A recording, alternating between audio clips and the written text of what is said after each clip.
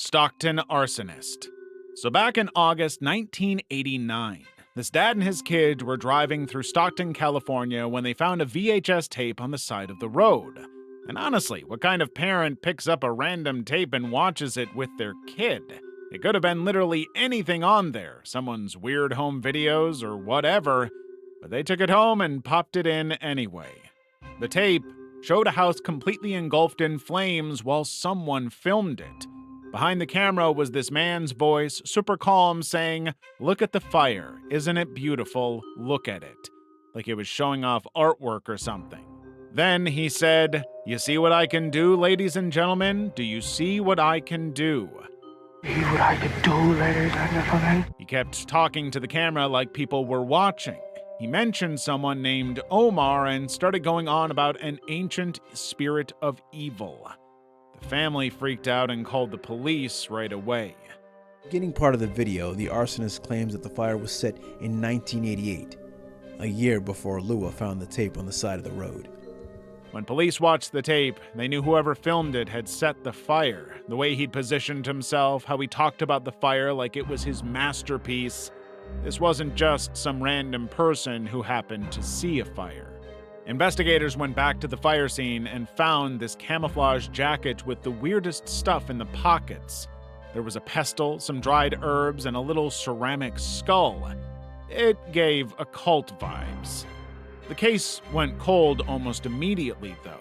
They couldn't match the voice to anyone. There were no fingerprints on the tape. The house that burned had no connection to anyone named Omar. It was a complete dead end. The tape aired on Unsolved Mysteries in 1990, and thousands of tips came in, but nothing ever led anywhere. Every lead just fizzled out. Nobody ever figured out who filmed it. Nobody knew why they left it on that road either. Maybe they wanted someone to find it. Maybe it was meant as a message. Or maybe the guy just wanted credit for what he'd done. The original tape ended up in evidence, and police digitized it years later. You can still find clips online. That voice saying, "Look at the fire, isn't it beautiful?" still gives people the creeps. James Jeb Cadell airplane crash. The hiker who found the wreckage in 1987 almost walked right past it. 3 years of Colorado weather had buried most of the plane, but this VHS tape was just hanging there from a tree branch. August 10th, 1984, James Jeb Cadell was flying this small plane with Ronald Hugh Wilmond over Arapaho National Forest. They were checking forest conditions for the Colorado Department of Forestry. Cadell had mounted a camcorder in the cockpit because they needed to document what they saw. Watch at 9:31, and you saw them cruising along fine. Mountains below, clear day.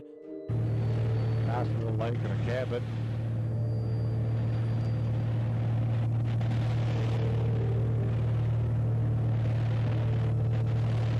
By 10:45, though, something was wrong with that engine. It was sputtering, making these grinding noises.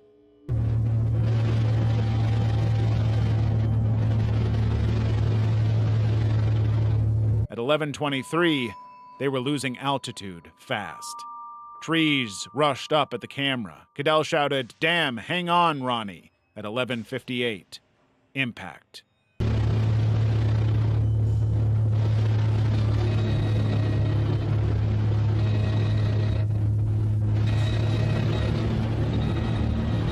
Damn, hang on, Ronnie!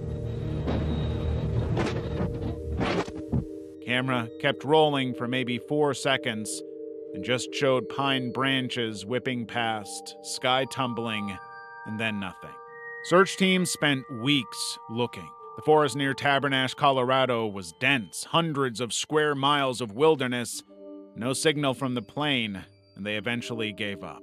3 years went by before some guy hiking found metal in the trees. The camera was literally wrapped around a branch, tape exposed to everything. 3 winters worth of snow, summer thunderstorms. It should have been destroyed completely, but the investigators managed to recover pieces. Enough to see Cadell fighting those controls at 12:15, enough to hear his warning to Wilmond. The analysis at 12:45 showed what went wrong. High density altitude was what mountain pilots. Hot day plus high elevation equaled thin air. The engine lost power, about 3% per 1,000 feet of elevation. Wings couldn't generate lift, and Cadell probably realized too late his plane couldn't climb anymore. The recovered footage became mandatory viewing for mountain flight training. Any pilot training video about density altitude would show this crash at some point. Cadell did everything right, followed every procedure, and that still wasn't enough. Both men died on impact.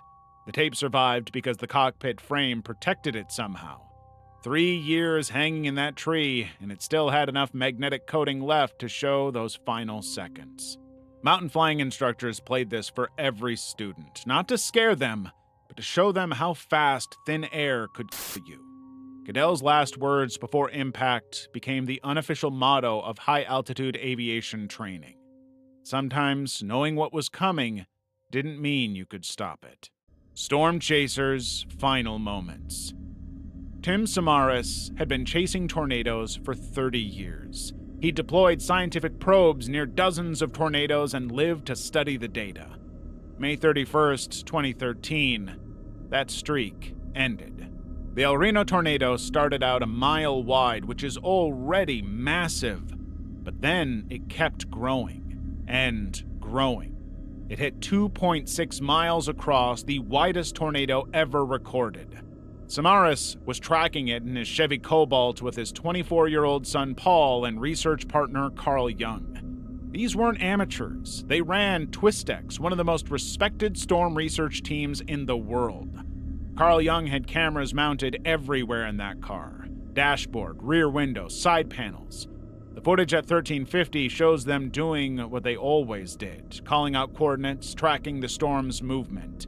Oh, I'd say this is the one. Oh yeah. This is going to be the storm of the day right here. This is going to do it, I think. Everything looked routine. You can hear them discussing positions at 1415, totally professional. Is behind us. Oh my God.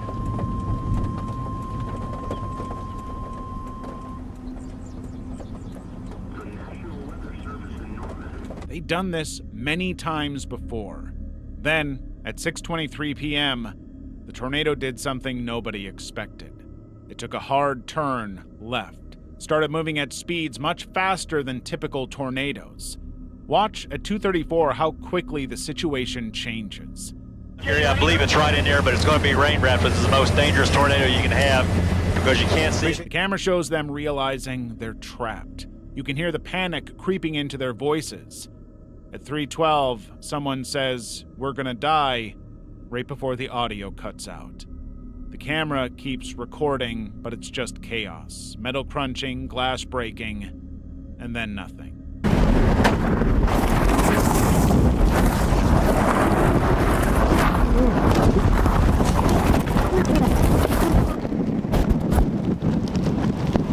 Police found their car approximately half a mile from where it started, severely damaged.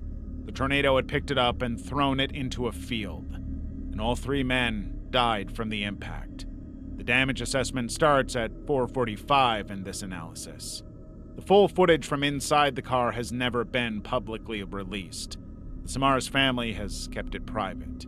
They've shared limited portions with meteorologists for research purposes, and at 5:20 you can see the last known photo of them alive.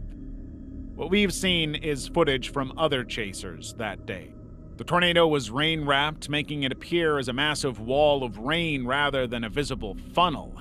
At 1:15 you can see how invisible it was. This is going to produce probably a pretty strong tornado. Could be cyclic. Oh yeah. And there's the Dan Robinson's footage shows him barely escaping the same tornado at 2:45. He came dangerously close to the same fate.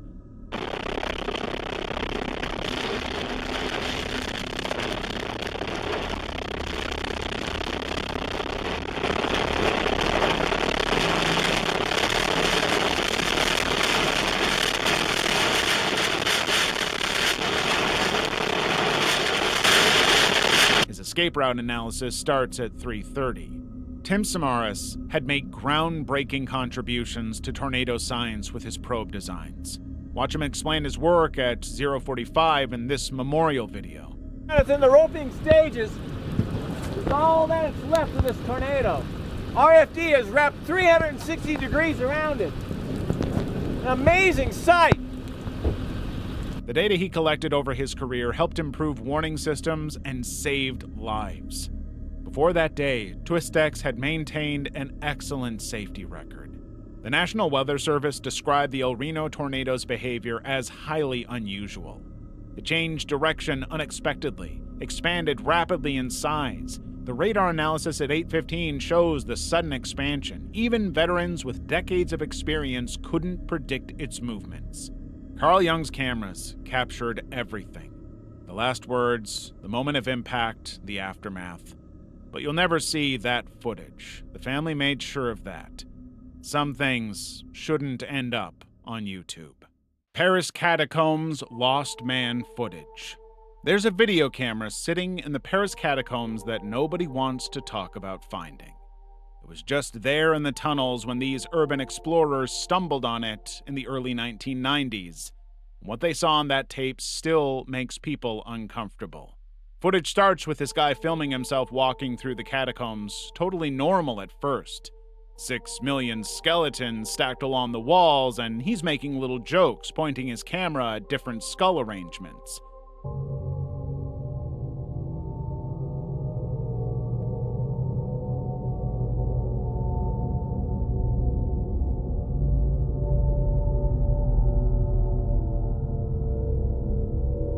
You can hear him talking in English, maybe with an accent, but it's hard to tell. He seemed like he knew where he was going. About 15 minutes into the tape, everything shifts. His breathing gets louder. The camera starts shaking more. He's not talking anymore, just moving faster through the tunnels. You can see him swinging the camera around like he's looking for something or maybe running from something.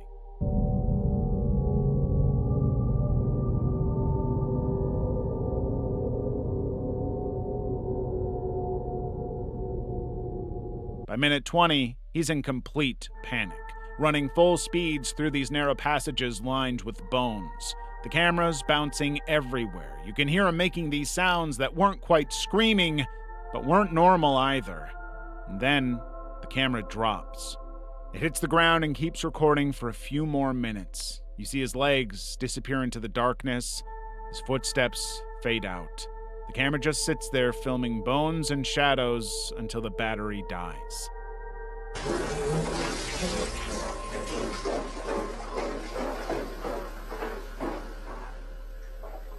Francis Friedland, this documentarian, got hold of the tape and put it on ABC's Scariest Places on Earth in 2000. The show hired professional catacomb guides to retrace the route based on landmarks visible in the video. They found the exact spot where he dropped the camera. No sign of the man, though. No fresh bones, nothing. The catacombs go on for 200 miles under Paris, and most of it isn't mapped.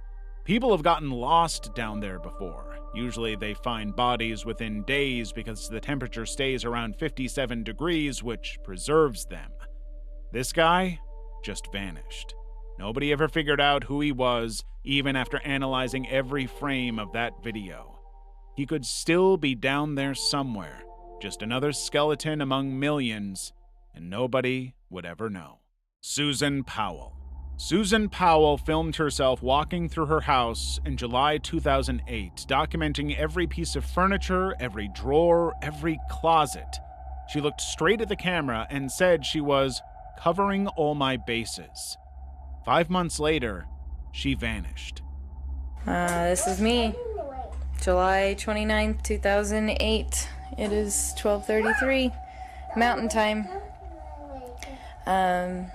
Covering all my bases, making sure that if something happens to me or my family or all of us, that our assets are documented. The 28-year-old mother of two disappeared from her West Valley City, Utah home on December 7th, 2009. Her husband Josh claimed he took their boys camping at midnight in a blizzard, came back, and Susan was just gone. The video she recorded turned out to be one of the most important pieces of evidence in her case. In that July 2008 recording, Susan walks through each room methodically. She opens cabinets, shows bank statements, points out valuables. 11:44 a.m. And I am documenting all our assets. And we have 2 Samsung monitors. These are, I think this was like a couple of $1,000 of, like, it says graphic design templates by Stock Layouts or something like that. At one point, she says directly to the camera, making sure that if something happens to me or my family, our assets are documented.